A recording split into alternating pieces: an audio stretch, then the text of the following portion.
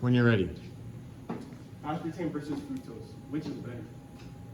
The lenses we'll be presenting this project from is from the scientific lens, the social cultural lens, and the economical lens.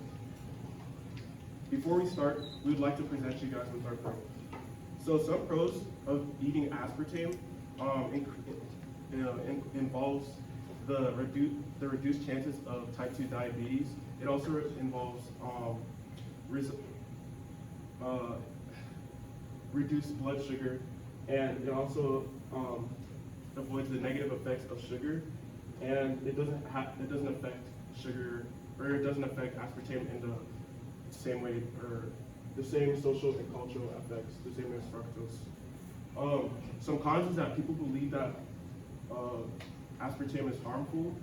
There's also brain degenerative diseases associated with aspartame, and the public views aspartame in a negative way. And people think that it feeds into the lower caloric value, which is not necessarily true with the consumption of aspartame. So our solution is more aspartame instead of fructose, because it'll reduce the amount of health elements involved, and it'll also benefit the economy, as less fructose will be involved in the economy, and more production of aspartame would be used since it's lab made and chemically made. And eating aspartame under moderation will avoid the brain tumors and stuff like that. So what is fructose? Fructose is a food sweetener that's commonly found in foods such as cereals, sodas, juices, and other foods such as vegetables such as rutabagas, sweet corn, and sweet potatoes. It's found in most foods, and fructose is known to increase A1C, which is your blood sugar over a span of 3 months. So this blood sugar, the measure of this will determine how close you are to being pre-diabetic, or how health effects that can happen from the consumption of fructose. And aspartame is also another type of food sweetener. It's 200 times sweeter than sugar, but it doesn't really have the same effects as sugar would, as it wouldn't cause diabetes, it wouldn't raise your blood sugar, and it's becoming more popular as most drinks such as Sprite Zero and Coke Zero have this inside, which is beneficial to health when consumed under the daily recommended limit. Fructose affects the body by diabetes, weight gain, hyperglycemia, fatty liver disease, and these come from the sugar not being able to be metabolized by the body because of the raise of insulin.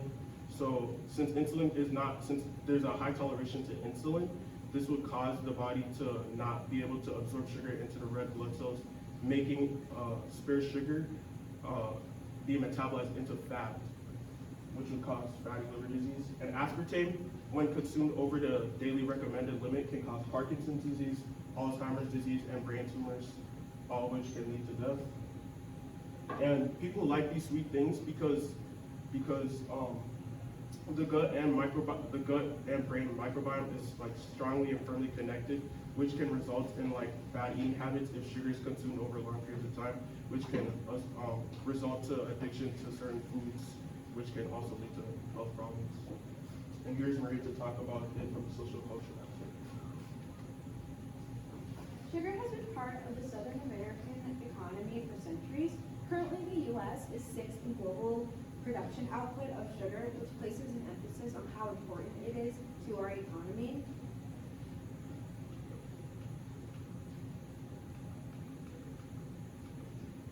However, when Christopher Columbus first brought sugar over in the form of sugarcane in 1493, he also brought over with him an immense increase in the slave trade and slavery in the southern parts of the U.S. Sugar was considered white gold and a very valuable substance to Europeans. So that also fed into the need for slaves, which resulted in an increase in the slave trade. We cared because of the current effects of slavery due to systemic racism and poverty as a result of slavery. The obesity rates in Black communities and other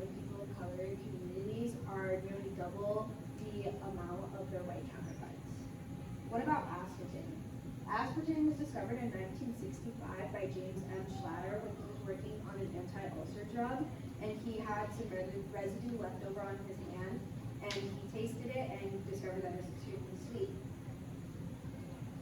However, there was the common perception that aspartame is associated with weight loss. This is not true. According to a research project done at Harvard over the course of 4 years, 2 different groups of people were drinking regular pop and then diet pop, and both groups of people ended up gaining weight over that course of time. Aspartame breaks down quickly in the body, so it doesn't even reach the gut. However, because of the chemical composition of aspartame, it releases 10% menthol into the body. Menthol is deadly in large amounts. This is why, to Franklin's point, there cannot be overconsumption of aspartame. Why do we care? The future of health in America is at risk due to the lack of moderation in food.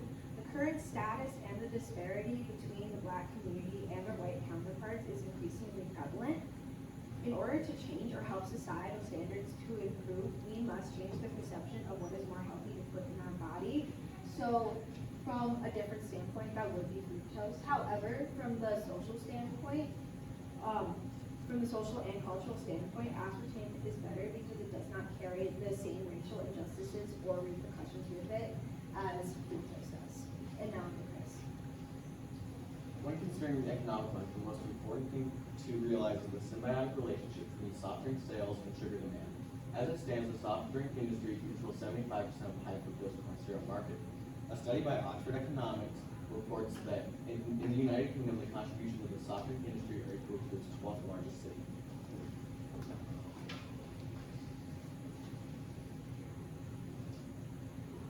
Contrary to popular belief, aspartame does not equate to weight loss, as Franklin and Maria said.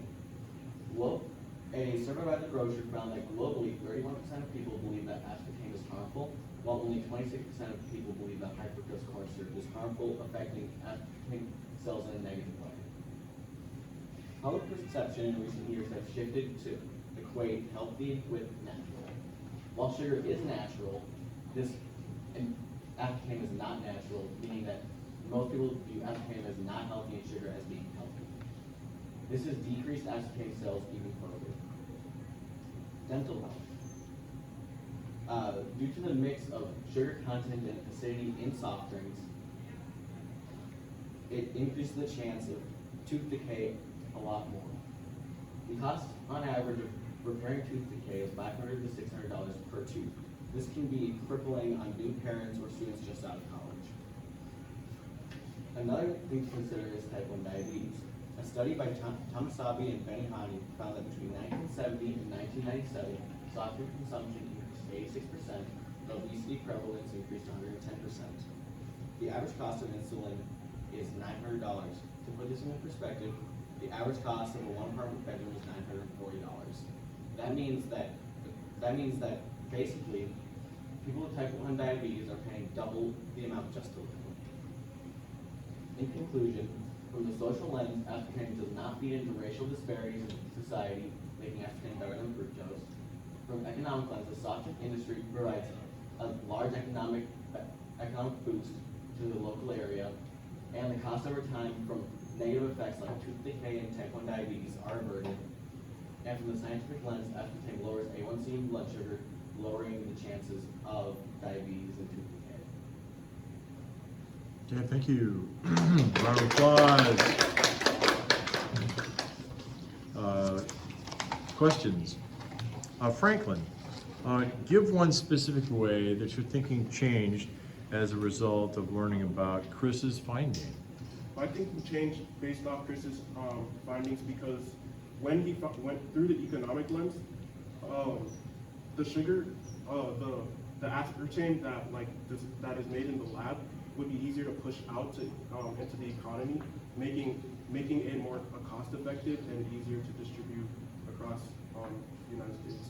Okay, thank you. Maria, if you had another team member, what other perspective could they have researched that would have made a useful contribution to your project?